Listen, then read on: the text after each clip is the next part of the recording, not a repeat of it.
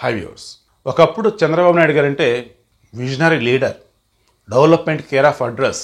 Of course ఇప్పటికీ ఆయన అధికారంలో లేకపోయినా గత కొద్ది రోజులు ఆయన జైల్లో ఉన్న చంద్రబాబు నాయుడు అంటే విజనరీ, చంద్రబాబు నాయుడు అంటే ఫ్యూచర్ ఫోర్కాస్టింగ్, చంద్రబాబు నాయుడు గారు అంటే అభివృద్ధి, ఐటీ, ఇదే చెప్తున్నారు అంతా కూడా.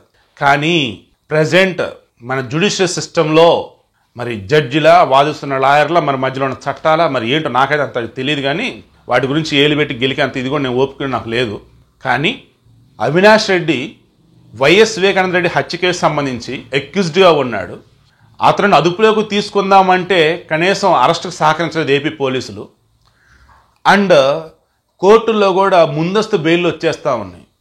అక్యూజ్డ్ మళ్ళీ 6 or 7 ఉన్నాడు. అతను ఒక మర్డర్ కేసు. అటువంటిది ఆయనకు ముందస్తు బెయిల్ వచ్చినాయి, అదుపు తీసుకుని కూడా వీలు లేకుండా చేశారు. కమింగ్ టు చంద్రబాబు నాయుడు గారు, ఆయన అవినాష్ రెడ్డికి సంబంధించి ఆ గూగుల్ టేక్అవుట్ అని చెప్పేసి, కాల్ డేటాలు అని చెప్పేసి నెంబర్ ఆఫ్ సేకరించి మొత్తం కోర్టు ముందు పెడితేనే ఆయనకు ముందస్తు బెయిల్ ఇస్తూ ఉన్నారు. కమింగ్ టు చంద్రబాబు గారు, ఈయన స్కిల్ డెవలప్మెంట్ స్కామ్ అని చెప్పి ఏదైతే ఈ సీడోలు అంటున్నారో, ఏం స్కామ్కి పాల్పడ్డాడు, డబ్బు అన్నది ఏ కంపెనీలకి వెళ్ళింది, తిరిగి ఈయనకి ఎక్కడి నుంచి వచ్చింది, ఒక్క ఎవిడెన్స్ నాకు తెలిసిన ద్వారా చూపించాల. కానీ మేము దర్యాప్తు చేస్తున్నాం, బయటకు వెళ్తే తన విచారణని అడ్డుకోవడం కావచ్చు, లేదంటే సాక్ష్యాలు తారుమారు చేయడం కావచ్చు, ఆయన పంపొద్దని చెప్పి సీడోలు వాదిస్తూ ఉంటే మొన్న సెప్టెంబర్ 9 నుంచి ఇప్పటి వరకు ఆల్మోస్ట్ చంద్రబాబుకి అన్ని వ్యతిరేకంగా తీర్పులు వస్తూ ఉన్నాయి. ఫస్ట్ రిమాండ్ విధించడం కావచ్చు, ఆ తర్వాత సిఐడి కస్టడీకి ఇవ్వడం కావచ్చు, ఆ తర్వాత మరలా రిమాండ్ పొడిగించడం కావచ్చు. ఇప్పుడు లేటెస్ట్గా వచ్చేసి బెయిల్ పిటిషన్ పెట్టుకుంటే బెయిల్ పిటిషన్ తిరస్కరించారు. అండ్ సిఐడి కస్టడీకి ఇవ్వండి అంటే అది కూడా మేము ఇవ్వమని చెప్పేసి అన్నారు. ఇది ఏసీబీ కోర్టుకు సంబంధించి. అగైన్ మరలా ఇప్పుడు ఆ పీటీ వారిని సంబంధించి వాదనలు వినాల్సిన అవసరం లేదు అని సిఐడి వాళ్ళు అంటే, లేదు వాదనలు వినాలని చెప్పి చంద్రబాబు తరఫున లాయర్లు చెప్తే దాని సంబంధించి వాదనలు నడుస్తూ ఉన్నాయి. మేబీ నేను కూడా దానికి సంబంధించి అప్డేట్ అయితే ఈరోజు రాదు, మేబీ రేపు రావచ్చు. పీటీ అంటే తెలుసుగా ప్రిజనర్ ఇంటూ ట్రాన్స్లేట్ అని చెప్పేసి ఆల్రెడీ ఒక కేసులో ఉన్నాడు ఆయన జైల్లో. సో ఆయన వేరే కేసులో కూడా మేము విచారిస్తాం, మాకు ఇవ్వండి, ఎన్ని రోజులు మాకు విచారణకు ఇస్తారో అన్ని రోజులు మా దగ్గర నుంచి కూడా మరలా తీసుకొచ్చి మీ ముందు హాజరుపరుస్తాం అని చెప్పేసి అది లెక్క. మరి ఆ కేసులు ఏంటి బాబు అంటే inner ring road alignment, fibre net, ఈ రెండు. కమింగ్ టు హైకోర్టు, మొత్తం ఈరోజు ఈ ఫైబర్ నెట్ దానిలో వచ్చేసరికి ముందస్తు బెయిలు, అంగళ్ళ కేసు ఒకటి, తర్వాత ఇన్నర్ రింగ్ రోడ్ అలైన్మెంట్కి సంబంధించేసి వాటిల్లో బెయిల్కు సంబంధించి హైకోర్టు అప్రోచ్ అయినారు. 3 బెయిల్ పిటిషన్ కూడా తిరస్కరించారు హైకోర్టులో. చాలామంది నిజంగా ఆశ్చర్యపోతూ ఉన్నారు. ఆల్రెడీ అంగళ్ళ కేసులో ఎవరైతే ఇన్వాల్వ్ అయి ఉన్నారని అంటున్నారో వాళ్ళకి బెయిల్ వచ్చింది, వాళ్ళకెట్ట మీరు బెయిల్ ఇస్తారని చెప్పేసి ఏపీ ప్రభుత్వం సుప్రీంకోర్టుకి వెళ్తే సుప్రీంకోర్టులోని జడ్జిలు చూసి ఆల్రెడీ హైకోర్టు బెయిల్ ఇచ్చింది అండ్ దాడి జరిగింది పోలీసు మీద అంటున్నారు, కేసు పెట్టింది పోలీసు అని అంటున్నారు. సో ఇందులో మేము ఇన్వాల్వ్ అయ్యేది ఏముండదు, హైకోర్టు బెయిల్ ఇచ్చింది, దాని ప్రకారం ఫాలో అవ్వండి అన్నారు. అందులోనే ఇప్పుడు చంద్రబాబు కూడా అక్యూజ్గా చేర్చారు. ఆ రోజు చంద్రబాబు గారికి Z+ కేటగిరీ ఉంది, ఎన్ఎస్జీ మొత్తం కమాండ్స్ వాళ్ళు ఉన్నారు, వాళ్ళ మీద కూడా రాళ్ళ దాడి జరిగింది. ఈ అంగళ్ళ దగ్గర వచ్చేసి అసలు జరిగిన సంఘటన ఏంటి, చంద్రబాబు గారు వచ్చేసరికి ఏదో యాత్రలాగా అనుకోవచ్చు, బస్సు యాత్ర ఏదో చేస్తున్నారు. ఓకే, అక్కడ ఇది వినే మార్గంలో ఏదో అడ్డంకులు ఏదో సృష్టించారు, దాంతో రూట్ మార్చుకొని అంగళ సెంటర్ మీదకి వచ్చినారు అన్నారు. ఓకే, వస్తుంది చంద్రబాబు అని టీడీపీ వాళ్ళు, ఆల్రెడీ సెక్యూరిటీగా పోలీసులు ఉన్నారు. మధ్యలో గొడవ ఎక్కడ దాడి తీసి, అసలు గొడవ అనేది అసలు ఎలా రేజ్ అయింది, గొడవ కారణం ఎవరు, వైసీపీ వాళ్ళు వచ్చారు, దాడి చేశారు, దాంతో గొడవ జరిగింది. వాళ్ళే చంద్రబాబు మీదకి ఎక్కడ రాళ్ళు విసిరారు. ఆ మూమెంట్లో ఎన్ఎస్జీ కమాండ్ ఒక ఆయనకి పాపం రాయి కూడా తగిలింది, దెబ్బ కూడా తగిలింది, బ్లడ్ కూడా వచ్చింది. ఇదంతా చూస్తున్నారు అండ్ వాళ్ళు రిపోర్ట్ అంతా కూడా కేంద్రానికి పంపున్నారు.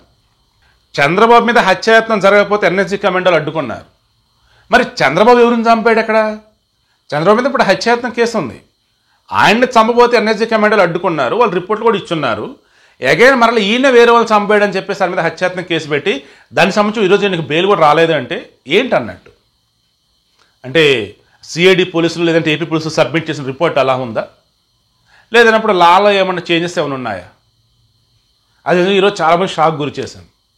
కమింగ్ టు ఫైబర్ నెట్ దానికి సంబంధించి ఆల్రెడీ ఈ టీడీపీ వాళ్ళు పవర్ పాయింట్ ప్రజెంటేషన్ ద్వారా అసలు టెండర్లు పిలిచామా లేదా అండ్ మోరోవర్ ఎంత డబ్బు కోట్ చేస్తున్నారు అండ్ డబ్బు వచ్చేసి ఎంత ఖర్చు పెట్టున్నారు అండ్ దానివల్ల ఎంత లాభం వచ్చింది ఏంటి, ఆనాడు ఫైబర్ నెట్ కనుకున్నట్టయితే మంత్లీ ఎంత ఛార్జ్ అండ్ ఇప్పుడు ఎంత ఛార్జ్ ఏంటి మొత్తం అది కూడా ఎక్స్ప్లెయిన్ చేస్తున్నారు. అంతా కూడా సవ్యంగానే ఉంది అండ్ డబ్బులు కూడా ప్రాఫిట్ గవర్నమెంట్కి. Next inner ring road alignment, అసలు అక్కడ రోడ్డే లేదు, అలైన్మెంట్ ఏంటి అండ్ ఒక ఇటుకే పడలేదు, అసలు ఏంటి కథ అంతా. ఆయన తీసుకున్న డెసిషన్స్ అన్నీ కూడా వచ్చేసి ఆబ్వియస్లో కమిటీ ఉండేది, ఆ కమిటీ వాళ్ళు తీసుకోవాల్సినవి. అందులో అసలు ఈయనకే సంబంధం. ఆయన సరే అది కూడా బెయిల్ రిజెక్ట్ చేస్తున్నారు. ఇలా హైకోర్టులో, ఏసీబీ కోర్టులో అయిపోయింది. Next supreme court. సుప్రీంకోర్టులో వచ్చేసి ప్రధానంగా ఈరోజు నడిచిన వాదనలన్నీ కూడా 17A prevention of corruption act ఏదైతే ఉందో 17A అని, అది చంద్రబాబుకి అప్లై కాదు అని చెప్పి సిఐడి తరఫు వాళ్ళు, అప్లై అయ్యిద్ది అని చెప్పేసి చంద్రబాబు తరఫు వాళ్ళు హరీష్ సాలు ప్రధానంగా వాదిస్తూ ఉన్నారు. బేలా త్రివేది అండ్ అనిరుద్ బోస్ ఆ బెంచ్ సుప్రీంకోర్టు, ఓకే, జస్టిస్ వాదన జరిగిన విధానం మొత్తం పరిశీలిస్తూ ఉంటే ఈరోజు అయ్యేటట్లేదని చెప్పి మరలా రేపటికి పోస్ట్పోన్ చేశారు. 17A ఎందుకు అప్లై కాదు ఈయనకి అన్నప్పుడు వాళ్ళు చెప్తుంది ఏంటి, స్వలాభం, ఆర్థిక నేరాలకు పాల్పడడం అండ్ అధికారాన్ని దుర్వినియోగం చేయడం ఇటువంటివన్నీ కాబట్టి ఆయనకి అది అప్లై కాదన్న వేళ అంటూ, ఇది వచ్చేసి కేసు ఇప్పుడు 2018 జనవరిలో అన్నట్టు వాళ్ళు చెప్తున్నారు. బట్ హరీష్ సాల్వే చంద్రబాబు తరఫు లాయర్ ఎవరైతే ఆయన చెప్పింది ఏంటి, ఎఫ్ఐఆర్ ఫైల్ అయింది 2021 డిసెంబర్ 9న, కేసు అసలు రిజిస్టర్ అయింది 2021లో.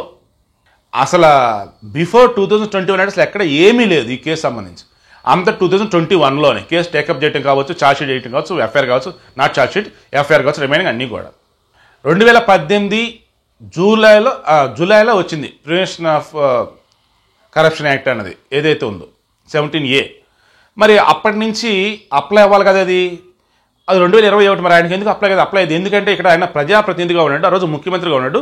ఆయన తీసుకున్న నిర్ణయం ఏదైతే ఉందో సమిష్టి బాధ్యత అండ్ ఆయన తీసుకున్న నిర్ణయం తాలూకు అది ఆ డెసిషన్ ఏదైతే ఉందో ప్రాపర్గా వెళ్తుందా లేదంతా చూసుకోవాల్సింది అధికారులు, ఐఏఎస్లు.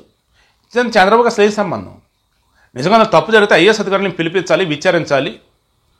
ఈవెన్ అధికారులైనా ఇక్కడ చంద్రబాబు అయినా సరే ఈ prevention of corruption act 17A ప్రకారం గవర్నర్ పర్మిషన్ తీసుకోవాలి. వన్స్ గవర్నర్ పర్మిషన్ తీసుకోవాలంటే ఇప్పుడు కానీ అరెస్ట్ చేసి మేము ఆధారాలు సేకరిస్తాం, విచారణ చేస్తాం అని జైల్లోనే ఉంచండి అని చెప్తే అయ్యేది కాదు. గవర్నర్ అప్రూవల్ ఇవ్వాలంటే ఆయన ముందు ప్రూఫ్లు చూపెట్టాలి అన్నీ కూడా. ఓకే ఇప్పుడు అరెస్ట్ చేయండి అని అంటారు, లేదంటే ఇప్పుడు అదుపులోకి తీసుకుని అంటారు, సరే విచారణకు ఆదేశిస్తానని చెప్పేసి అంటారు. అలా ఇప్పుడు అసలు ఏం జరగల. ఇంకా అందుకే సుప్రీంకోర్టు రేపటికి వాయిదా వేస్తామన్నారు. రేపు జడ్జిమెంట్ ఇస్తారా లేదన్నప్పుడు మన ఏసీబీ కోర్టులు హైకోర్టు లాగా తీర్పు రిజర్వ్ చేసి తర్వాత ఎప్పుడైనా చెప్తారు. ఈ తీర్పు రిజర్వ్ చేసి తర్వాత జడ్జిమెంట్ చెప్పడాన్ని ఆల్రెడీ సిద్ధార్థ రుద్ర జస్ట్ కొద్ది రోజుల క్రితం చెప్పున్నాడు. విచారణ మొత్తం అయ్యి తీర్పును మాత్రం 14 నెలలు వాయిదా వేస్తున్నారు ఒకనొక సందర్భంలో. ఆ రోజు సుప్రీంకోర్టు షాక్ అయింది, అసలు ఏంటి ఇంత డిలేనా అని.